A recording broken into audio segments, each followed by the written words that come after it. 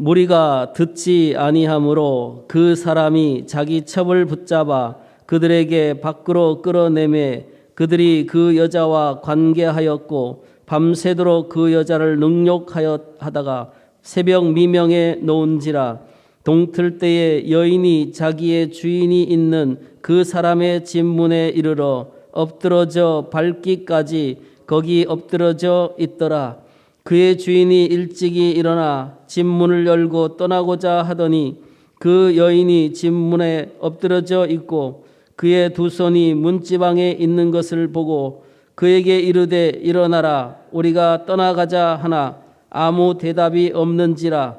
이에 그의 시체를 나귀에 싣고 행하여 자기 곳에 돌아가서 그 집에 이르러서는 칼을 가지고 자기 첩의 시체를 거두어 그 마디를 찍어 12덩이에 나누고 그것을 이스라엘 사방에 두루 보내매 그것을 보는 자가 다 이르되 애굽 땅에서 올라온 날부터 오늘까지 이런 일은 일어나지도 아니하였고 보지도 못하였도다.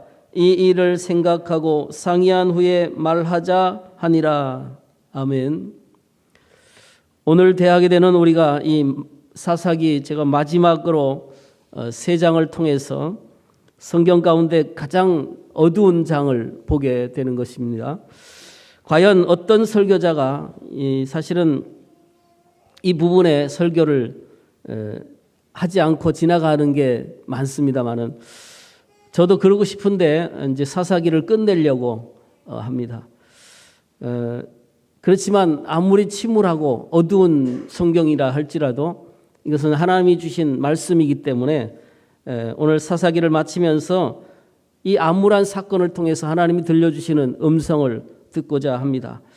자, 오늘 본문에 여러분 귀를 한번 기울여 주시면 좋겠는데 여기 보니까 이름이 알려지지 않은 한 레위인이 등장합니다. 근데 베들레헴에 들렸다가 이 사람이 자기가 원래 부인이 있는데 거기서 첩을 하나 얻습니다. 우리 한국이 옛날에 그랬습니다마는 그 당시의 문화는 첩을 두는 것도 뭐 보편적인 일이었기 때문에 하여간 첩을 데리고 집에 왔습니다. 근데 첩이 바람이 나버렸습니다. 그래서 부부싸움을 했겠죠. 부부싸움을 하고 나니까 이 첩이 자기 집으로 도망을 가버린 겁니다. 그래서 이 레위인이 자기 그 첩을 데리러 다시 그 첩의 집으로 갔습니다. 그리고 하루 종일 다시 데리고 집으로 오는데 밤에 이렇게 좀 늦어가지고 어디서 중간에 노숙을 해야 되는 상황입니다. 근데 이 기브아라고 하는 곳에 이르렀는데 거기에 그 당시 문화는 무슨 여인숙이 있습니까? 여관이 있습니까? 없거든요. 근데 이스라엘 율법에는 나그네가 보면 무조건 집으로 데려다가 이렇게 대접하도록 돼 있는 게 일반적인 율법이었어요. 그런데 이유를 묻지 않고 재워주는 게 율법인데 아무도 이 레위인을 집에다 제공하고 들어오라고 하는 사람이 없는 거예요. 그래서 거의 밤이 돼가지고 방황하고 있는데 어떤 한 노인이 그들을 자기 집에다가 데려가게 된 거죠. 자, 그런데 밤에 이제 거기서 노인이 주는 밥도 먹고 이제 쉬고 있으려고 하는데 노크가 소리가 나는 거죠. 그리고 사람들의 웅성거리는 소리가 나는 겁니다. 그 문을 열어보니까 그 동네 불량배들이 찾아와서 그 레위인을 내놓으라고 하는 겁니다. 그래서 22절에 보면 이 레위인을 내놓으라고 하니까 이 노인이 자기 집에 온 손님인데 지켜야 된다는 어떤 그런 사명감을 가지고 안 주려고 하는 거죠. 그랬더니 하여간 계속 협박을 하고 내놓으라고 하니까 자기 처녀딸과 그 레위인의 첩을 줄 테니까 이 사람만은 건드리지 마라 이렇게 얘기를 합니다. 근데 이 불량배들은 하여간 끝까지 안 가고 버티니까 할 수 없이 이 첩만 데려가서 밤새 능욕을 하고 그렇게 나중에 결국 죽습니다. 이 장면이 여러분 어떤 장면이 떠오르죠? 이렇게 얘기하면 소돔과 고모라 성의 그 장면이 떠오르지 않겠습니까? 그런데 이 소돔과 고모라와 오늘 이 본문의 장면과 다른 것이 하나 있습니다. 그것이 뭐냐면 소돔과 고모라는 이방 땅입니다. 이방 성이니까 이방 사람들이니까 그럴 수 있다라고 생각하는데 이 지금 여기는 약속의 땅, 그 이스라엘 백성들에게 하나님이 주어진 가나안 땅, 그리고 자기 동족입니다. 그러니까 사실 이 레위인의 입장에서 볼 때는 화가 나죠. 그래서 어떡하냐? 첩을집에 데려가서 토막을 해가지고 12토막을 내서 자기 지파에다가 다 보냅니다. 편지를 써가지고 내가 이러이러한 일을 당했노라고. 그러니까 12지파들이 다 화가 나가지고 한자리에 다 모였습니다. 그리고 미스바라고 하는 곳에 모여서 흥분해가지고 3가지 맹세를 하게 됩니다. 그 맹세의 내용을 제가 읽어드리면 이렇습니다. 첫 번째 맹세는 기브아를 정벌할 때까지 돌아가지 않는다. 이게 첫 번째 맹세입니다. 두 번째 맹세는 기브아를 공격한 일에 참여하지 않는 자는 누구나 다 죽인다. 이게 두 번째 맹세예요. 그리고 세 번째는 기브아 사람에게는 베냐민 일을 한 데가 베냐민 지파니까 베냐민 지파에게는 딸을 주지 않는다. 이게 세 번째 맹세입니다. 그러니까 이제 이 맹세를 선포하고 나서 베냐민 사람들에게 가서 분량배를 내놔라. 그러면 용서하겠다는 거죠. 근데 분량배를 안 주겠다는 거예요. 그리고 말하기를 베냐민 사람들은 너희랑 전쟁도 불사하겠다라고 얘기를 합니다. 그래서 결국은 전쟁을 하게 되는 상황이 벌어진 거예요. 내전이 벌어진 거죠. 이스라엘 땅에 11지파와 한 지파가 싸우게 되는데 원래 이 베냐민 지파는 굉장히 용맹한 사람들입니다. 그래서 어쨌든 싸움 끝에 600명만 남기고 거의 한 3만 명이 다 죽고 600명만 베냐민 지파의 남자 600명만 남고 다 죽습니다.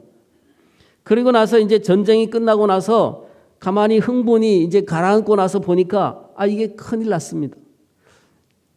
자기들이 3가지 맹세를 했지 않습니까? 딸을 절대 주지 않는다고 약속을 했거든요. 그러면 베냐민의 남은 600명은 결혼을 못한다는 뜻이잖아요. 그러면 결국 지파가 하나 없어진다는 뜻입니다. 그러니까 이거 큰일 난 거예요. 자기들이 한 일이 너무 지나쳤다는 것을 깨달았습니다. 그래서 다시 모여서 의논을 합니다. 어떻게 하면 좋겠는가? 우리가 이 3가지 맹세를 했는데 가만히 보니까 자기들이 지금 전쟁에 참여하지 않은 민족이 있더라는 거죠.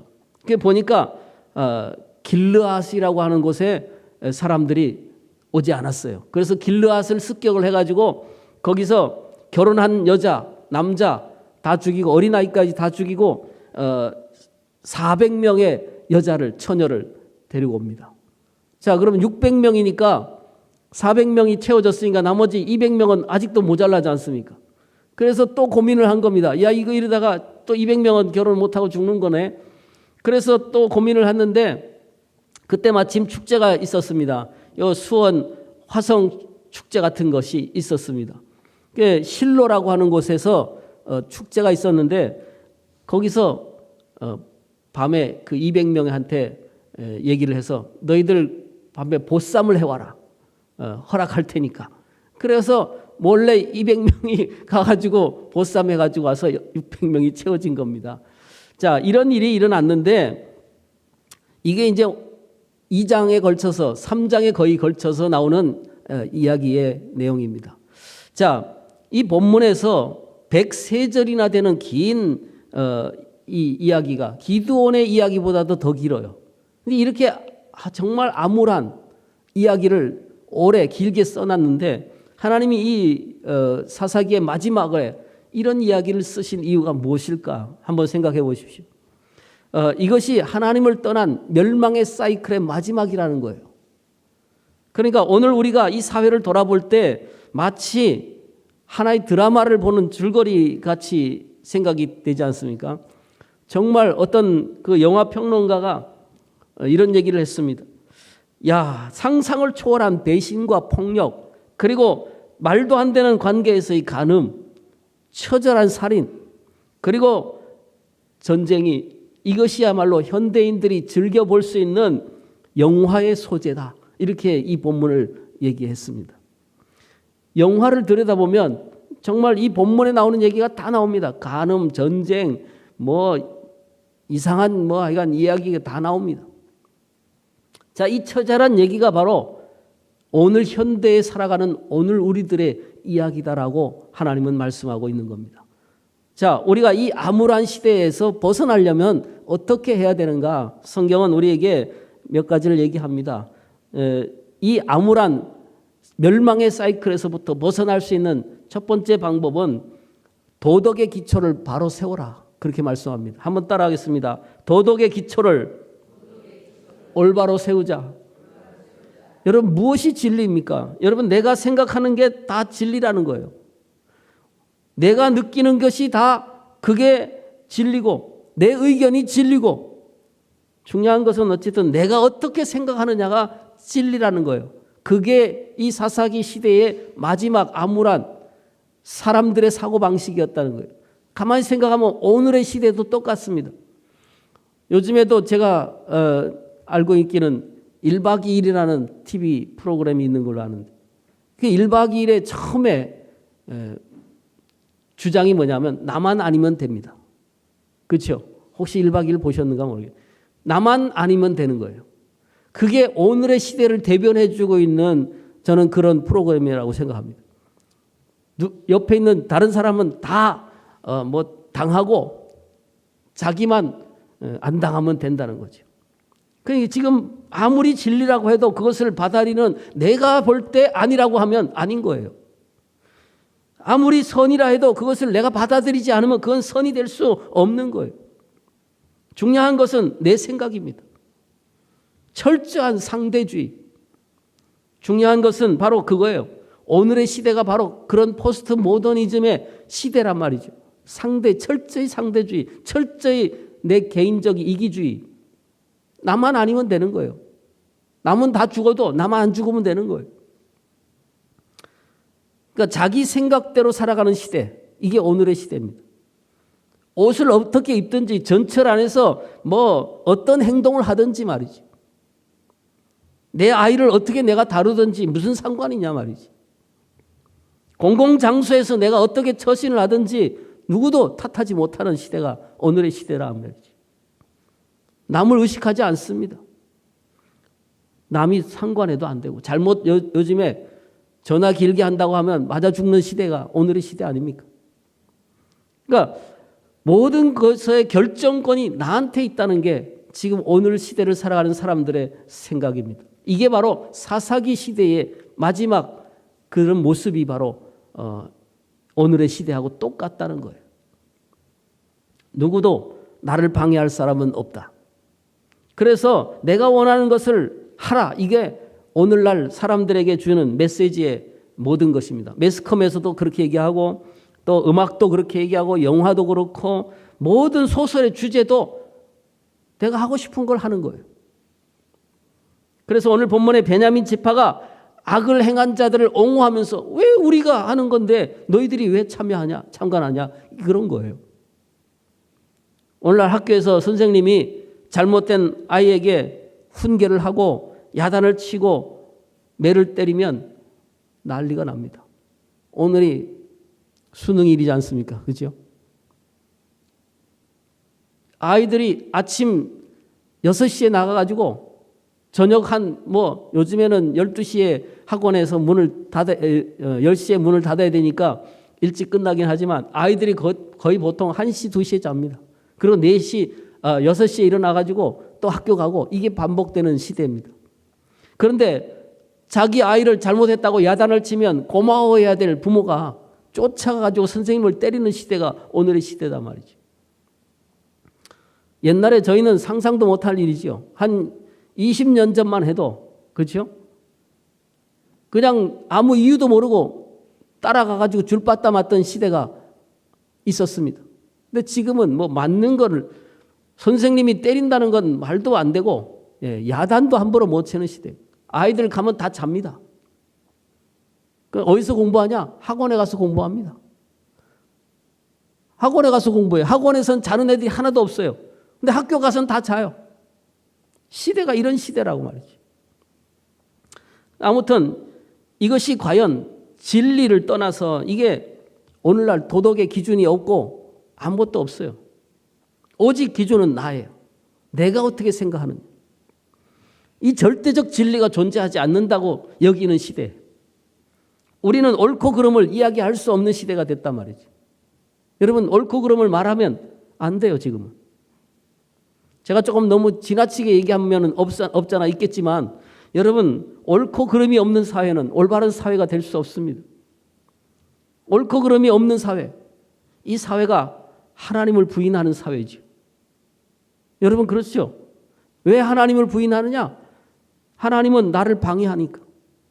하나님은 이거 해라, 저거 해라 강요하니까. 내 자유를 방해하는 이런 하나님은 싫다는 거죠. 이게 현대인들이 하나님을 부인하는 이유입니다. 나를 방해하는 것은 누구도 싫다는 거죠. 내 마음대로 살기 위해서 하나님을 멀리하는 그러한 시대, 이 사사기가 바로 그런 시대였다라고 하는 거죠. 자, 그래서 사사기 21장 마지막 끝은 어떻게 끝나는가? 21장 25절을 보십시다. 한번 다 같이 읽어보면 좋겠습니다. 사사기 21장 25절.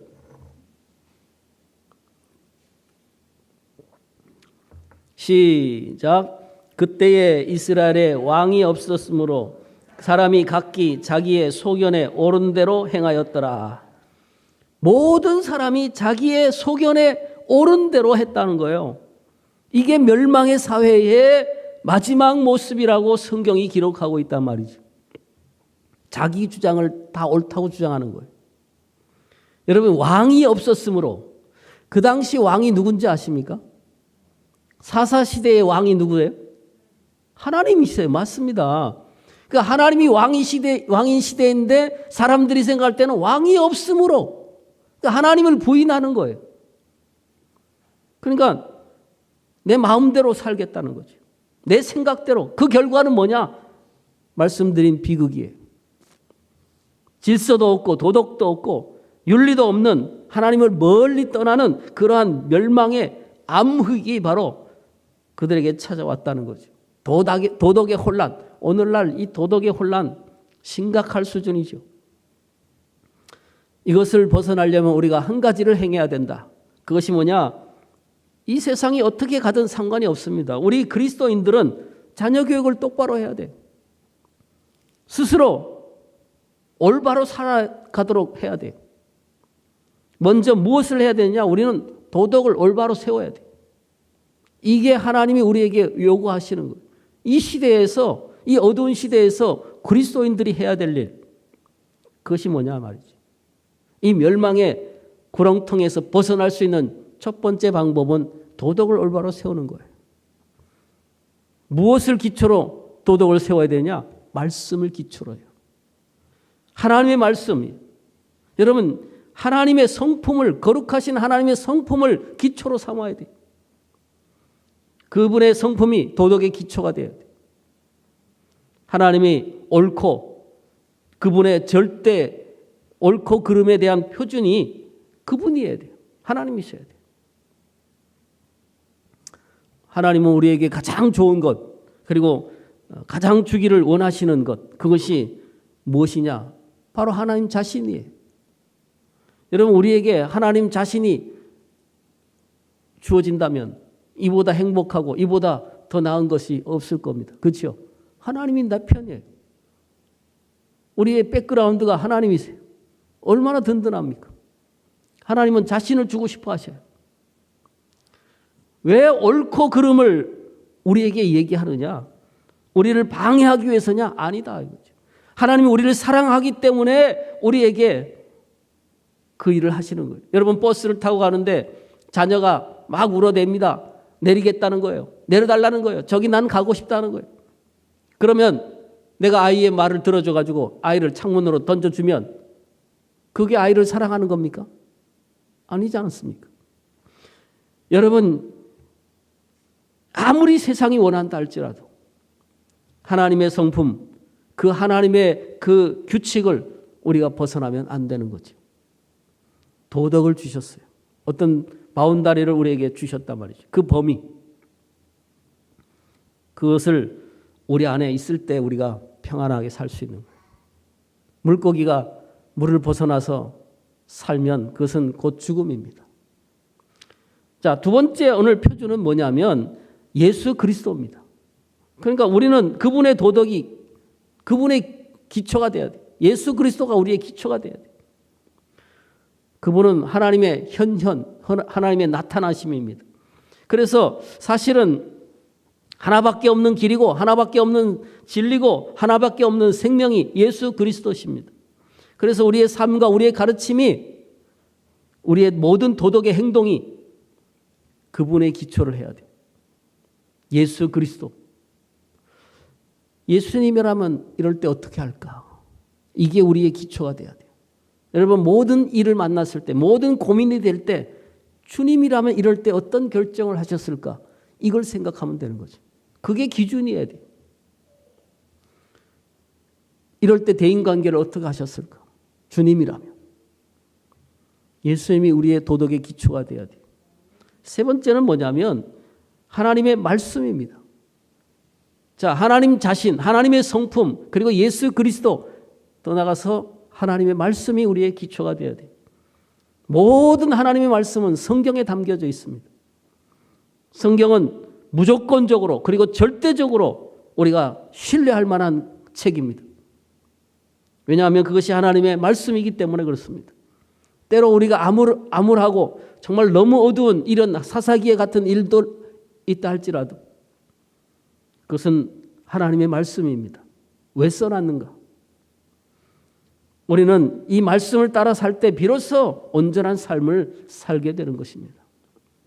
세상이 뭐라고 해도 우리는 하나님의 말씀을 지켜야 되고 그 하나님 말씀으로 돌아가야 되고 이렇게 할 때 이 세대를 쫓아가지 아니하고 우리는 암흑의 물결에서부터 벗어날 수 있다는 거죠.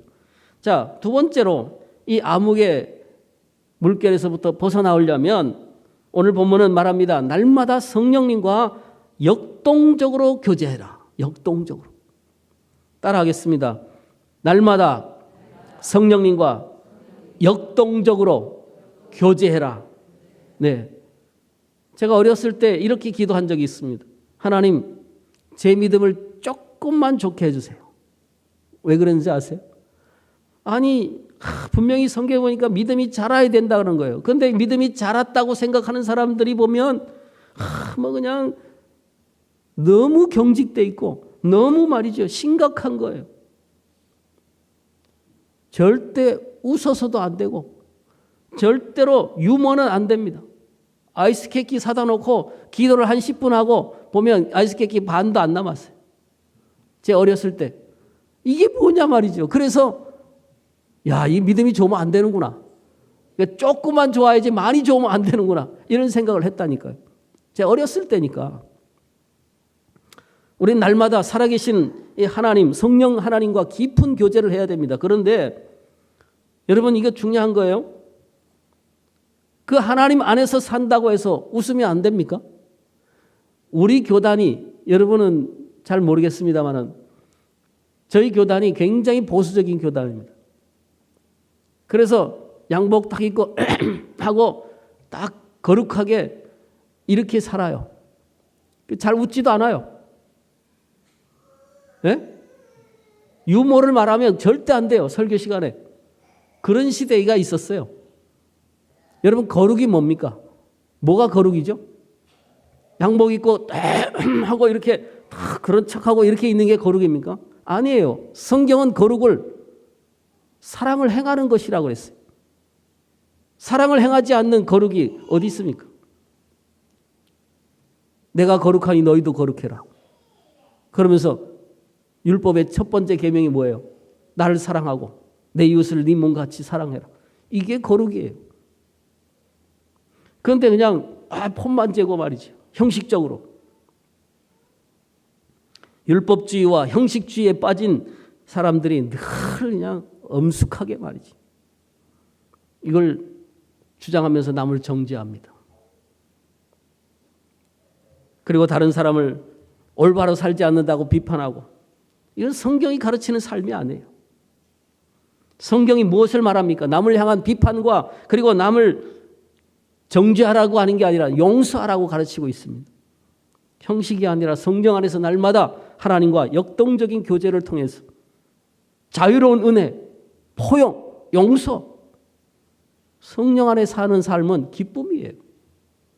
성령 충만한 사람은 기뻐해야 돼요. 그런데 성령 충만하다 그러면서 맨날 울고 앉아 있고, 이게 아니에요.